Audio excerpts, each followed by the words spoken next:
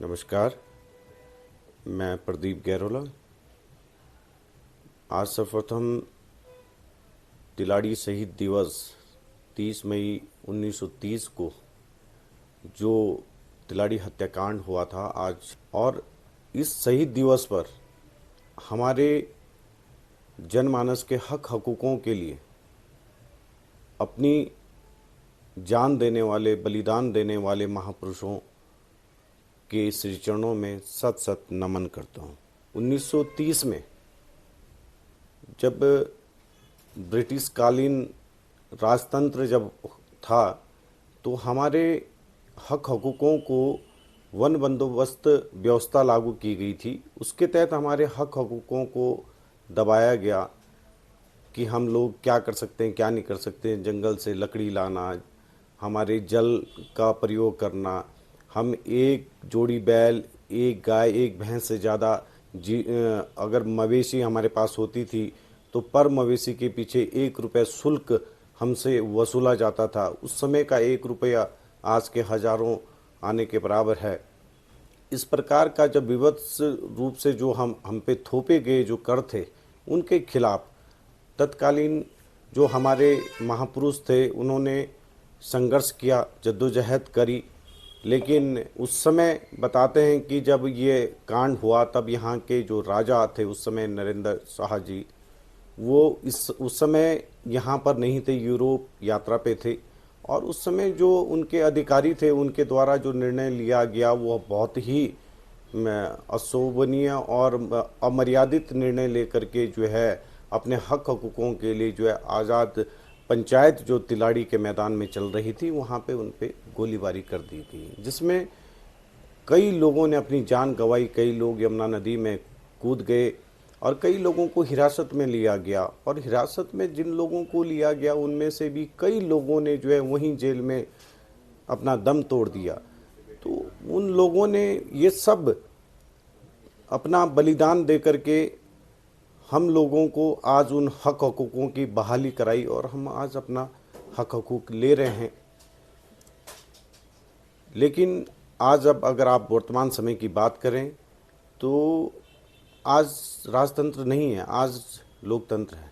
लेकिन बड़ी विडंबना है कि लोकतंत्र होने के बावजूद भी आपको यदि ज्ञात हो कि पहले हमें जो है यहाँ पे जो हमें फ्री ग्रांट मिलता था, उस समय भी जल जंगल ज़मीन की लड़ाई रही। आज भी वो स्थितियां पैदा हो रही हैं लोकतंत्र में। आज हमें पहले मिलता था, हमें कैल एक प्रजाति है वन संपदा की, वो हमें फ्री ग्रांट में मिलती थी। लेकिन जब मैं बीडीसी मेंबर था, मैंने बीडीसी के सदन में अपना फ्री ग्रांट कैल जब मांगा, क्योंकि उसके बदले हमें चीड़ के पेड़ मिलते हैं, जबकि आपको भी पता है कि चीड़ के पेड़ की जो लकड़ी है वो इतनी मजबूत नहीं है, इतनी टिकाऊ नहीं है।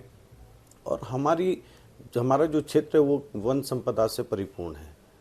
लेकिन जो रिपोर्ट वन विभाग के द्वारा आई कि कैल क्यों बंद किया गया, उसमें ये मानना था कि कैल की जो वन संपदा है उसकी कमी जो है वनों में आ गई है, इसलिए कैल को बंद कर दिया गया।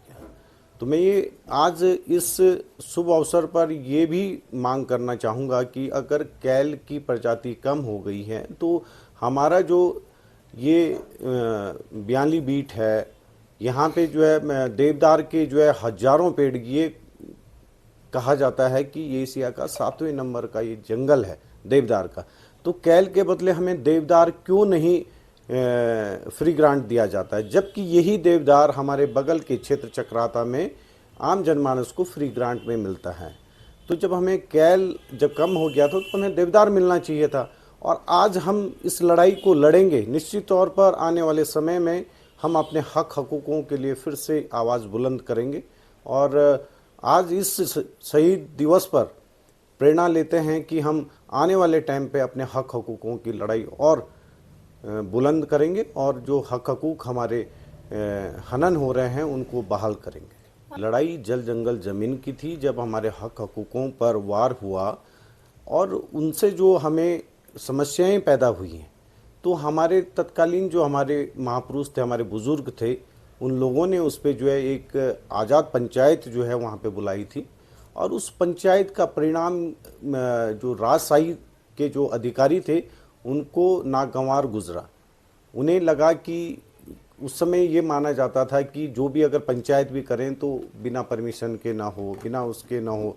तो अपने हक हकूक़ों के लिए अगर हम कहें तो हम आज वो उस कृत्य को जो हमारे महापुरुषों ने उस समय करा, आज स्वर्णिम अक्षरों में उसको याद करते हैं। क्योंकि ये मैं यूं कहूं कि उत्तराखंड या देश का वो अपने हक हकूक़ों के लिए पहला आंदोलन है। आज़ादी उसके बाद मिली है हमें, लेकिन उससे पहले भी जो है हमारे रवाल्टा समुदाय के लोगों ने, हमारे महापुरुषों ने वो हुंकार भरी कि हम अपने अधिकारों की लड़ाई करना जानते हैं। तो जब हम ऐसी माटी से हम लोग हैं तो वो हमें वो सब चीज़ हमें सीखने को मिलती है कि हमें भी अपने अधिकारों के प्रति सजग रहना चाहिए। हमारी जो ये स्वायत्त संस्थाएं हैं या हमारे जो ये आज जो कार्यक्रम हो रहे हैं, इनके जो आयोजक हैं, वो सब उनसे भी आग्रह करना चाहूँगा कि ऐसे कार्यक्रमों में समस्त जितने भी हमारे विद्यालय हैं, हमारी युवा पीढ़ी है, महाविद्यालय हैं, इनको भी वहाँ पे आमंत्रित किया जाए, और जो आने वाला जो हमारा भविष्य है, जो होनहार छात्र हैं, वो भी उनको भी पता चले कि ये हमारे जो शहीद वीर हैं, हमारे जो महापुरुष रहे जिन्होंने हमारे हक हकूक़ों के लिए तब आज से 95 वर्ष पहले लड़ाई लड़ी, तो वो उनके संज्ञान में रहे और उनसे प्रेरणा लें कि हम भी अपने आगे आने वाले जीवन में यदि हमारे हक हकूक़ों को कोई हनन करता है तो हम भी इसी प्रेरणा के साथ जो मजबूती से अपने अधिकारों की लड़ाई, जो हमारे महापुरुष थे जितने भी उसमें जिन्होंने अपना बलिदान दिया है, आज स्वर्णिम अक्षरों में उनका नाम अंकित है। और हम अभी जो पुष्प अर्पित करके आए हैं तिलाड़ी शहीद स्थल से, तो उनको नमन करके आए हैं, वो सब हमारे लिए प्रेरणा के स्रोत हैं। वो चाहे डख्याट गाँव से हमारे शहीद हों, हमारे नंगाण गाँव से हैं, हमारे कंसेरू से हैं, तमाम यहाँ के जो इर्द गिर्द के जो हमारे गांव हैं, यहाँ से कई लोगों ने, बड़कोट गांव है, कई लोगों ने जो उस समय जो नेतृत्व करा है इस आंदोलन का। और मैं उन सब महापुरुषों को पुनः नमन करना चाहूँगा कि उन्होंने उस समय हमें वो मिसाल आज हमारे लिए कायम करी है कि हम अपने हक हकूक़ों के लिए हमें कैसे बुलंद होना चाहिए। विगत कई वर्षों से हम देख रहे हैं कि हमारा जो ये मार्ग है अनकम्प्लीट है, और जैसे न तैसे वहाँ पे हम पहुँचते हैं। लेकिन मैं चाहूँगा कि जो जिम्मेदार विभाग हैं, जिन लोगों को ये काम करना चाहिए, वो लोग करें, और हम सब लोग भी, हमारा भी कर्तव्य बनता है कि हम उसकी पैरवी करें।